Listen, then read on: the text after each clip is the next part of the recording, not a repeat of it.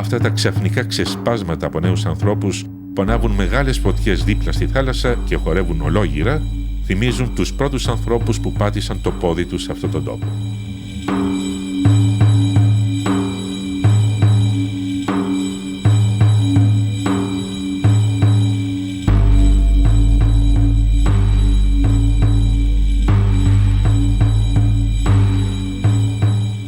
Χόρευαν γύρω από φωτιές τη νύχτα για να πνίξουν την αγωνία τους, ευχόμενοι να ανατείλει και την επόμενη μέρα ο ήλιος.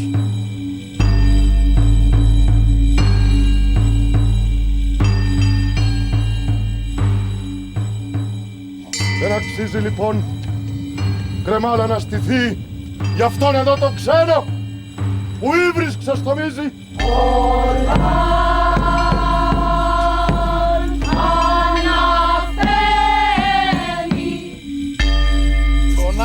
Τον άνομο εγώ εξεγέλασα.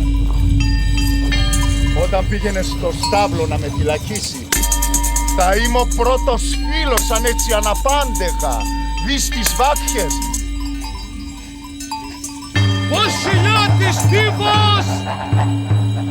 Από τον Κιθερώνα έρχομαι! Εκεί που τα κάτασπρα τα χιόνια πάντα λάμπουν.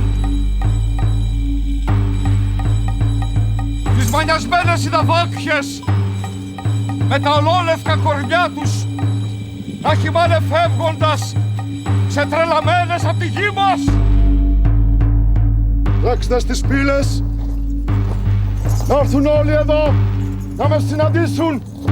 Ασπιδοφόροι, καβαλάριδες με τα γοργοκίνητα άδεια, παίρτες, τοξότες με το χέρι στις χορδές των τόξων. Στις βάχτες, πόλεμο, εγώ κηρύττω